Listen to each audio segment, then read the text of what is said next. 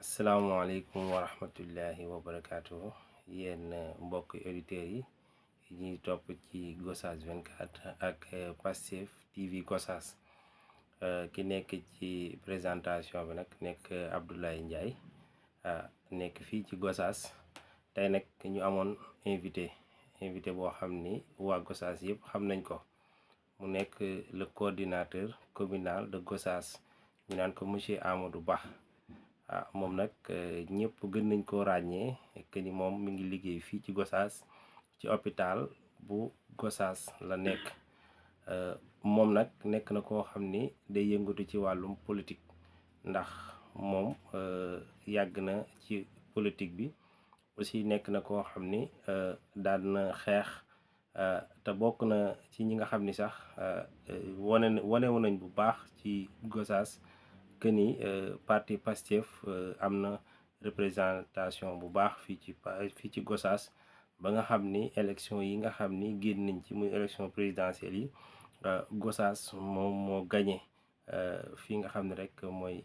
département bi yëpp mën nañoo wax ni Pastef am na fi ndam donc monsieur Amadou ñu lay dalal di la jox sa wàccuwaay di la wax rek bismillah. waaw salaamaaleykum chers auditeurs ñu ngi leen di nuyu. Je pense que comme ni nga ko waxee ci introduction bi rek moom benn ndongo lañ bu nga xam ne ñu ngi fii ci département bu Gossas nekk ndongo taalibe boo xamante ne mën nañ ko wax bu ràññeeku ci wàllu xeexal réewam, parce que loolu moom mën naa ne dañu koo judduwaale, mais nag lu ñuy def ak sant yàlla la. Parce que su fekkee ne yàlla suñ borom daf la xiirtal nga nekk koo xamante ne sa taxawaay da nga koy taxaw jëmale ko ci défendre néew gi doole gi, ñi nga xamante ne xëy na peut-être seen loxo jotul seen ginnaaw, waaye tamit ngay taxaw di défendre lu nga xamante ne mooy li ñuy wax des causes nobles, mooy loo xamante ne dëgg moo tax nga di ko taxaw, mais tamit lu jëmal sa kanam askan moom moo tax nga di ko def. yaakaar naa ne moo tax ñu bari des fois dañ lay faral di ràññee sur ces fronts là. loolu moom dama koy faral di wax naan nattu la, nattu bu ñu suñu yàlla boroom teg,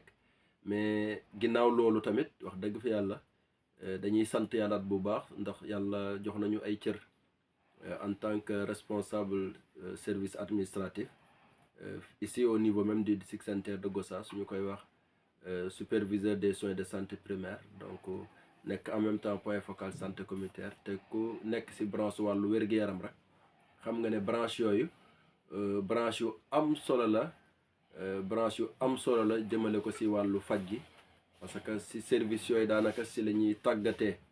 les infirmiers, les sages-femmes, le personnel de santé de manière générale. donc mu nekk buntu sa pour vraiment ma nuyu sama collègues yi nga xamante ne maa ngi bokk ak ñoom liggéey bi ici à Gossas,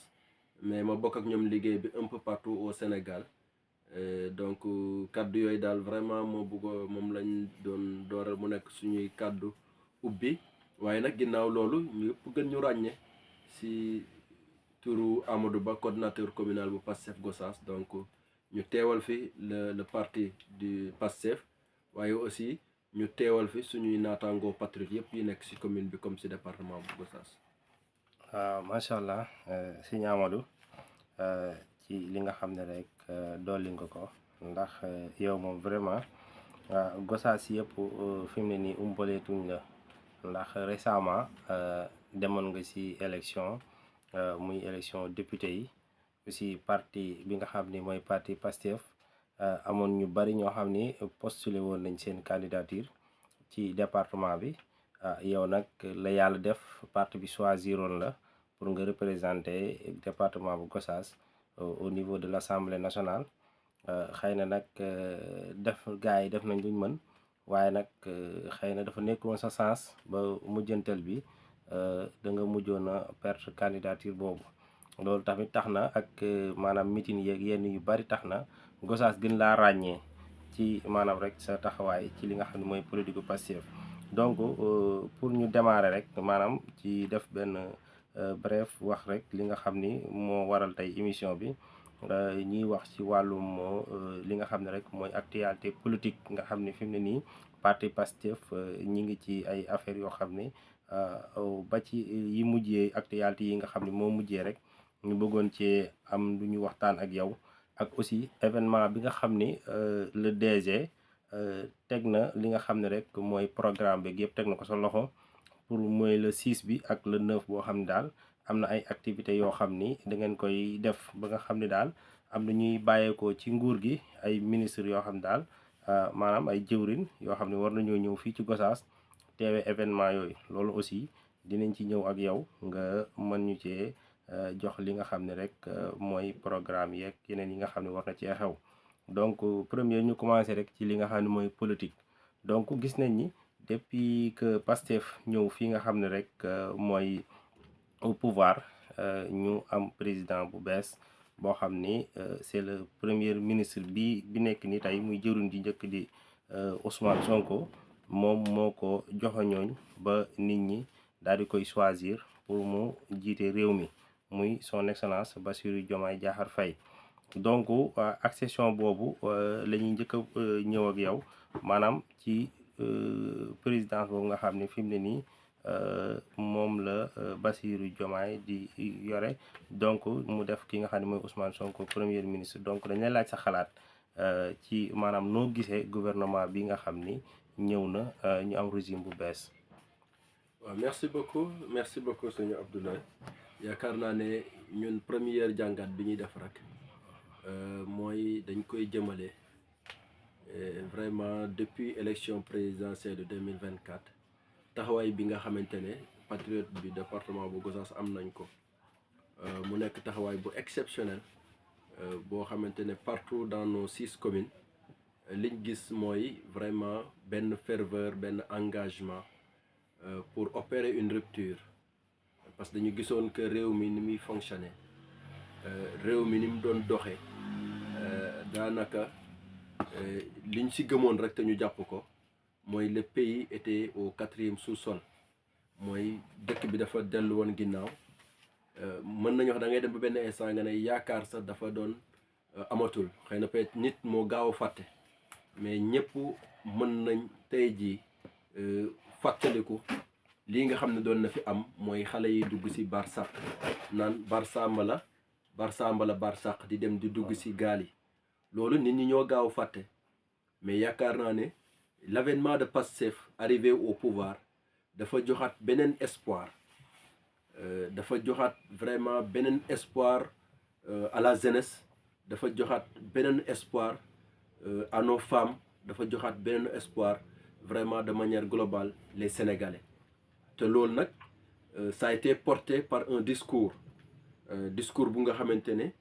ki porte discours bi dëgg c'est le président de notre parti le président Ousmane Sonko moom moo ñu joxoñ vraiment président Diomaye Diakhar Faye ñu am ci kontante ba tey yàlla dogal vraiment ñu toll fii ñu toll nag ci résultat ñun li ñu mën a wax rek mooy satisfaction lañ ci am parce que Gossas joué na ci participation parce que élection présidentielle yi sur les 6 communes on a remporté les 4 communes donc loolu pour ñun c'est un pas de géant et yaakaar nañ ne kenn mësu ko woon xalaat ndax Gossas dafa yàgg nekk bastion de l'APR kon jàngat bi ñuy def jëmale suñ gouvernement balaa ñuy def ci gouvernement bi comme ni ma ko waxee dañuy jëm déjà ci taxawaay jàngat bi ñuy def depuis notre accession au pouvoir surtout combat bi nga xamante ne patriote yëpp wane nañ ko au plan national mais nag suñu ñëwaatee ak à l'heure où je vous parle mooy man damay wax ne en tant que tey jii au-delà de ma casquette de coordinateur communal de Pastef Gossas mais ci sama casquette un républicain un sénégalais laay waxee mooy damay gis que ne tout ce qui est denrée de première nécessité que les gens le veuillent ou pas mooy wàññeeku na bu baax a baax ñun ñëpp xam nañ ne ceeb wàññeeku na xam nañ ne diwlin wàññeeku na xam nañ ne soble wàññeeku na xam nañ ne pomme de terre wàññeeku na kon foofu li ñu fa mën a jàngat sëñ Abdoulaye mooy le panier du ménagère a diminué mooy ñi nga xam ne dañuy nekk ci yore njaboot di joxe dépense mooy ce qu'on appelle njël ñëpp xam nañ ne ak njël ni mu mettee donc lépp loo wàññil borom kër gi ci dépense am rek da nga ko jàppale kon loolu sant yàlla suñu borom la te ñu bari ñu ngi ko doon wax ne xëy na peut-être le gouvernement ay xale lañ mënuñu ko gérer mais yaakaar naa wane nañ ñoom seen tolluwaay loolu benn secteur la yaakaar naa ne ci secteur boobu parce que jeexital bi sa laa wax mais soo jëlee secteur bi nga xam ne li ma tudd mooy wàllu mbay meek yooyu tey ji ku gis li nga xam ne jéego yi ci état bi def ñëpp xam nañ ne sur le plan financement wala production même produit yi ñuy produire ñëpp xam ne produit yëpp wàññeeku muy engrais muy disponibilité des semences à temps et à quantité suffisante loolu ñëpp xam na ne vraiment ces 2 dernières années l'État a fait des efforts yu am solo mais li ma ci gën a neex waxoon naa ko ci njalbeen bi mooy la communication bi gouvernement bi def ba xale yi réew mi gëm léegi seen réew bëgg a toog daan seen doole c'est vrai olof Njaay da koy wax xalangu dajul suuf il y a des efforts que le gouvernement doit faire jëmale ko nag ci secteur yëpp notamment le secteur du recrutement ou bien le secteur même de l'emploi parce que li ñu gis aussi parce que soo waxee discours ba convaincre sa askan convaincre sa ndaw bañ toog seen dëkk aussi là dañu war a gën a baral yoon yi nga xamante ne moom mooy permettre te loolu yoon yooyu sax ñu ngi ci am yaakaar parce que soo xoolee barki démb le ministre dina recevoir 500 taxis et 100 bus yu mag ak 450 autres bus yu nga xamante ne l'État du Sénégal dina ko recevoir te loolu ku ko wax sur secteur transport mooy di nga wax que ne vraiment suñu rakk yi nga xamante ne amoon nañ permis te xamuñu fan lañ dem au moins c'est-à-dire que dina créer waat d'autres emplois ku wax bus ku wax tata di nga wax ay caisseurs di nga wax ñu nga xamante ne ñoom ñooy nekk ci kees yi dagg ticket ñoo ñëpp dañuy gëm que ne d'ici suupa vraiment lii di jeunesse bi en tout cas lii di les Sénégalais lambda mën nañ am yaakaar bu baax que ne lépp lu nga xamante ne xëy na peut-être lu ñu waroon a mën a jooyantale ci l'actuel gouvernement gis nañ que ne état bi mi ngi proposer d'abord les premières pistes les premiers jalons pour vraiment ñu mën a taxaw dëgg ci saafara askan bi kon loolu sëñ Abdoulaye vraiment xëy na peut-être lu ñu bëggoon a ubbee ci phase introduction rek par rapport à l'actualité du pays. macha allah ci réponse yi bu ñu continuer rek ci li nga xam ne rek mooy actualité yi parce que boo seetloo Sénégal am na ñu bari bu ñuy wax en terme di maanaam rek saytu gouvernement ci li nga xam ne def na ko ñu ci bari ay réalisation la ñuy wax tey jii parti Pastef bi ñëwee loo mën a jàpp en terme de réalisation nga xam ni yeneen gouvernement yi fi jógee dañ naan la maa tabax lii maa fi indi lii maa fi jëmmal lii maa fi jëmmal laa wala boog ñoom dañoo indiwaat beneen façon boo xam ne daal ñoom moom lañ gisee li nga xam ne rek mooy réalisation maanaam beneen façon développement boo xam ne bokkut ak ay infrastructure ak yooyu. merci beaucoup sëñ Ablaye c'est-à-dire loolu dina am xam nga parfois les gens dañu am habitude di jaawale vitesse et précipitation donc actuellement l'État du Sénégal c'est vrai war na baral ay jéegoom waaye tamit warul yàkkamti de trop ñàkk war a bañ a yàkkamti bi moo tax l'État du Sénégal posé doxal ni mu doxale mooy quand tu veux bâtir un bâtiment nit ki su fekkee da nga bëgg a tabax bâtiment yaakaar naa li ci gën a ëpp solo ñun ñëpp xam nañ ko c'est le fondement donc te soo fekkee réew mu nga xamante ne bâtiment yëpp dañ ko doon ñab-ñabal fondement yi du baax lan nga siy gis mooy su demee ab diir effondrement rek moo si topp mooy nga jekk-jekk bâtiment bi daanu maara day taali kenn du ko ñaan mais su fondement bi baaxul bâtiment bi suy daanu si ñi dëkk sa kër ga lay daanu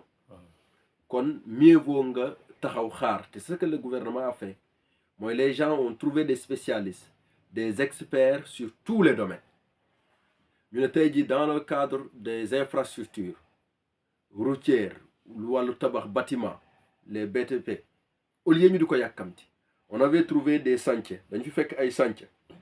yu nga xamante ne à coût de milliards mais balaa ñuy ñëw rek di renouveler ces contrats là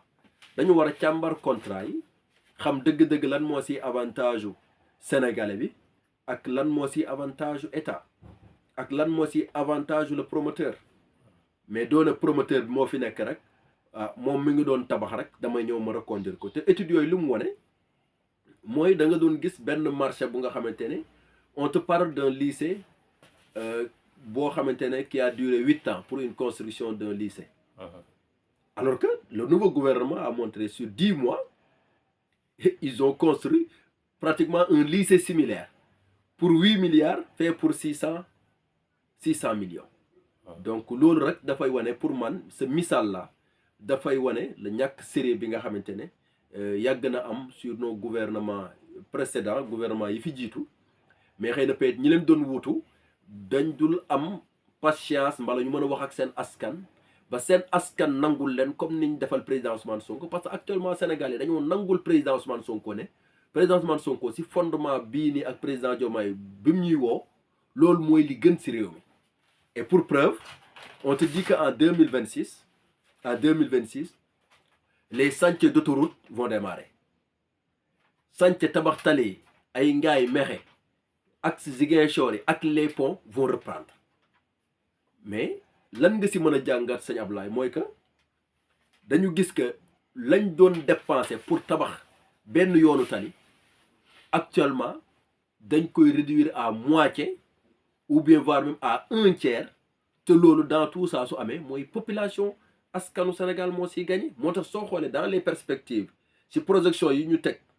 man si domaine bi ma nekk wàllu wér-gi-yaram yaakaar naa ce sera inédit ce sera une première fois dans l'histoire politique du Sénégal mooy ñu tabaxandoo 35 centres de santé et ça fait partie du budget de l'État pour 2026. On te dit que diggante 2026 ba 2029 wala 28 pour 3 ans l'État du Sénégal compte recruter plus de 12 000 agents de santé parce que foofu laa nekk foofu laa maîtriser. Là aussi ce sera inédit c'est-à-dire ce sera pour une première fois dans l'histoire politique du Sénégal. moo taxoon man la ma la waxoon si njëlbeen mooy que d'abord sur le plan transport infrastructure mooy état mi ngi teg mécanisme yi nga xamante ne xale yi liggéey si fànn boobu dinañ mën a am liggéey. Mais taux de chômage bi nga xam ne dafa bari woon parce que ñëpp xam nañ ne xale yi jàngoon am seen i lijaasa am seen i diplôme toog seen kër yi di tëdd di nelaw amuñu luñ def mais l'État est en train de poser les fondements pour que ñoom ñu mën a am liggéey bu baax parce que lan mu lañ fi gisoon mooy nga recruter nit ki ce qu'on appelle toog muy dox mais soo recruter agent de santé alors que bërëb hôpital ba mu nekk dem na fees na mais day mujj toog këram te ñun ñëpp xam nañ que ne le ratio besoin c'est-à-dire norme carte sanitaire wax mooy dëkk bu tolloog par exemple am 150 000 habitants war nga mën a am ay centre de santé waxuma laa benn war nga mën a am ay centre de santé soo ko jëlee Gossas toll si loolu pour une première fois Gossas mi ngi soog a am un second centre de santé muy le centre de santé de Colobane te ñun ñëpp xam nañ ne dëkk bu mel ne Mbar bien évidemment mériterait d'avoir un centre de santé parce qu'il a la taille d'avoir un centre de santé. Comme ces injustices-là, et d'ailleurs c'est un plaidoyer que nous faisons à l'endroit de l'État, moi que si centre de santé yu bees yi ñu war a tabax bëgg nañ vraiment au niveau de Mbar ñu affectel ñu fa vraiment ñu tabaxal ñu fa benn centre de santé parce que gis que nañ ne population bi vraiment population bu am dayo la foofu et aussi muy couvrir zone yu mag a mag parce que Mbar rek fait plus de 73 villages et des hameaux kon yaakaar naa ne ñàkk a bañ a yàkkamti bi loolu lay indi mooy on est en train de mener des études yu dëgër par rapport à des recherches opérationnelles yu fiables yoo xamante ne dëkk bu nekk dinañ la mën a wax kat lii moom mooy ay besoins waaye tamit lii la ñuy koy nattal pour ñu war ko mën a tabax te loolu soo ko deful mooy soo yàkkamte doo mën a jël les besoins de la population parce que da nga koy jox benn entrepreneur bu nga xamante ne suul bukki sulli bukki lay def da lay dóor marteau il va surfacturer et président Ousmane Sonko wax na ko récemment gars yi ñu fi doon dénk marché yépp il faisait de la surfacturation est-ce que ñooñu da ngay ñëw reconduire leen parce que ñoom ñoo fi nekkoon di déposer seeni dossier ou bien da ngay lancer waat les appels d'offres mu nekk appel d'offres restreint mu nekk appel d'offres simple mu nekk appel d'offres ouvert mais il fallait vraiment prendre le temps qu'il faut nga xamante ne chantier yépp wala projet yépp da nga koy ubbi képp ku nga xamante ne tu réponds à les normes nga mën a ñëw candidater ñu def dépouillement bu normal su ko defee ki nga xamante ne moom mooy teg le meilleur offre l'État du Sénégal mën ko engagé pour mu liggéeyal réew mi mais loolu yëpp Ablaye daanu woon am liñ fi doon faral di gis mooy marché gré à gré damay xamante ak Ablaye ma def la soumission pour la construction d'un hôpital pour le département de Gossas Ablaye sama xarit la ma ne ko Ablaye yow yaay gagné chantier mais loolu moo fi yàgg am et c'est que le ministre de la justice d'alors waxoon on te donne de l'argent pour tabax ay maison de justice nga ne da nga see tabax hôpital c'est-à-dire ça c'est de l'incohérence mais yooyu il faudra venir corriger mais balaa nga koy njëkk a corriger sax il fallait régler les contentieux li tax xaar bi yàgg il fallait régler les contentieux yi nga xam ne mooy fa nga dugal sa xaalis te jaaru yoon mais am nga possibilité sañ nga def ay procédures de recours pour que au moins soo fa dépensé woon 150 milliards au moins ñu mën laa restituer benn 5 milliards bi nga am fenn foo ko dugal mais doo ñëw rek gëmm bàyyi mu jàll. donc looloo tax ma naan vraiment man de su may wax le bilan politique de ce nouveau gouvernement damay wax ne c'est un bilan à mi-parcours très satisfaisant et d'ailleurs si loolu laay profito di wax sama mbokk Gossassois yi di wax en tout cas suñu mbokk sénégalais yi et d'ailleurs quand le président du parti dit que amuñu opposition c'est parce que effectivement tey jii les hommes politiques yi ñu am amuñu discours bu dëgër bu ñu mën a wax parce que xam nañ ne les études qui ont été menées mooy fondement bi nga xamante ne actuellement l'actuel gouvernement daf ko def ba pare mooy dañu gëm que ne mooy fondement bi nga xamante ne fi la Sénégal di jaaree baax ba faw mais mooy fondement bi nga xamante ne aussi fii la Afrique notamment Afrique de l'Ouest jaaree baax ba faw et pour dire vrai suñ la ne loolu tax na ba tey ji ñu naan président Ousmane Sonko dafa bokk parmi ce qu'on appelle les maîtres du jeu dans le monde c'est parce que képp nga xam ne yaa ngi dem ak sa xel pas nga nekk un militant bala nga nekk un fanatique bala nga nekk un adversaire mais ki nga xam ne da ngay def analyse bu lucide mooy mbir mi ni muy doxee da nga koy jàngat ak ànd ak sa xel da nga koy jàngat nga xamante ne defoo ko ak parparloo jàngat bi ngay def mooy dama koy def pour vraiment loo xamante ne day jëmale sama réew kanam wala damay def jàngat bu nga xamante ne lii mooy intérêt sama réew ma sax si loolu mbala ma ànd si loolu mooy jàngat bi képp da nga koy def de manière lucide xam nga ne les fondements qui ont été posés par le gouvernement du président Bassirou Diomaye Diakhar Faye dañuy naan yaakaar dafa am même pas au-delà du Sénégal parce que barki dem maa ngi waxtaan ak sama benn frère Habib mi ngi nee na ma léegi day dem ay Mali gi yooyu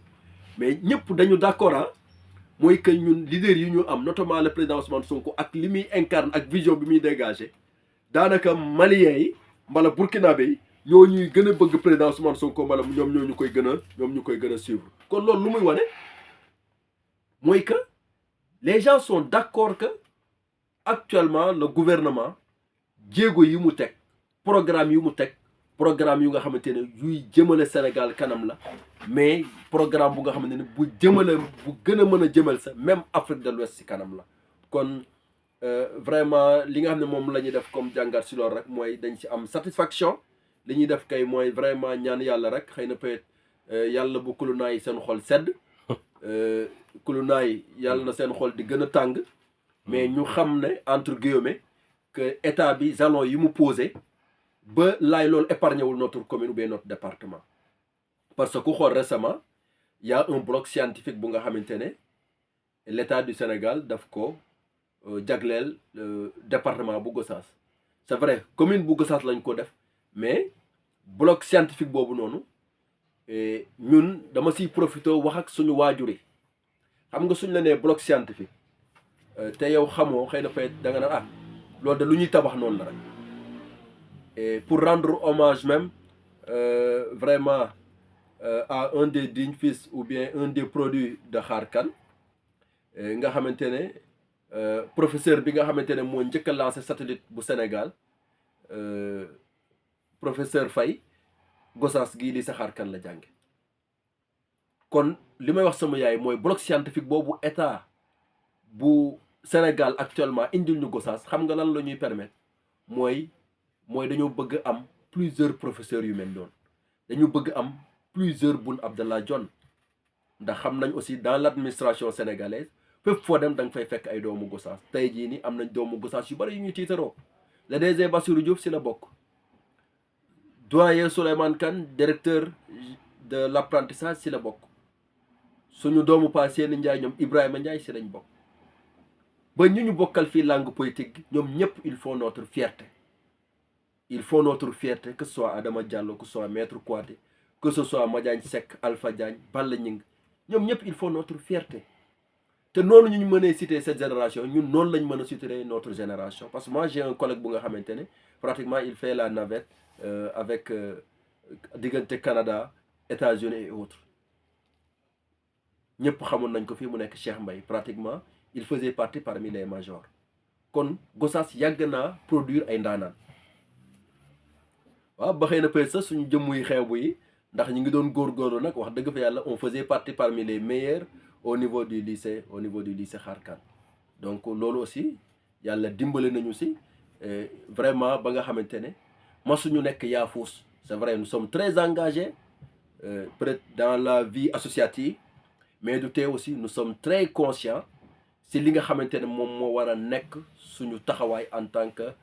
doomu Gossas, mooy dañoo war a sigil suñu commune, dañoo war a représenter dignement notre département. te loolu wax dëgg fa yàlla duñ si masa jóg. li may foofu si lycée si bloc scientifique boobu rek mooy que suñu yaay loolu daal dina mën a permettre bis bu ñu si yàlla yëbbee Gossas mën a générer waat beaucoup encore une fois de scientifiques yu nga xamante ne ñii décider si àdduna bi si la ñuy bokk, te loolu la ñuy ñaan yàlla suñu borom. kon yaakaar naa ne les réalisations de l'État loolu un exemple rek la. donc l'électrification même au niveau rural ñëpp tey jii ñu ngi koy sentir. récemment rek gis nañ bi ñu taalee lamp yi au niveau de Layène là ñu siy profité di féliciter le DG Gadou Kounta qui nous a beaucoup facilité. donc loolu dafay wane encore une fois que ne vraiment l'État du Sénégal malgré que Gossas est dans l'opposition, c'est parce que xëy na peut-être on les avait vendu une illusion ndax xam nañ ne waa ji day sëlëmaate rek. waaye nag yaakaar naa ne te si li ñuy woo suñu waajur yi mooy ñu gën a def une prise de conscience, ñoo xam que ne Gossas est trop en retard parce que Gossas a été toujours laissé en rade par le gouvernement précédent. te ñun ñëpp xam nañ cause yi mooy mënuñu toujours continuer Gossas di ko verser dans l'opposition. il est temps que Gossas ay doomam jël seen matukaay, vraiment jël seeni responsabilité, ñu dénk seen dëkk ñi nga xamante ne ñoom ñooy liggéey ak waa nguur gi, ñooy liggéey ak waa gouvernement bi. su ko defee plaidoyer bi dina yomb, waaye dem fële si bërëbee di wax te li ngay wax du début à la fin kenn du la xoromal, kenn du la faale. yaakaar naa ne da nga koy def uniquement pour avoir de la publicité. loolu yaakaar naa du jëmale Gossas kanam. donc moo tax encore une fois vraiment sur ce plan politique là ñuy remercier waat bu baax, vraiment di soññaat bu baax tamit sur le gouvernement. point yi nga xamante ne jàpp nañ ne ay point faible la, nu mu gën a gaaw ñu apporter si ay correction. macha allah coordinateur Amadou Ba vraiment première phase bi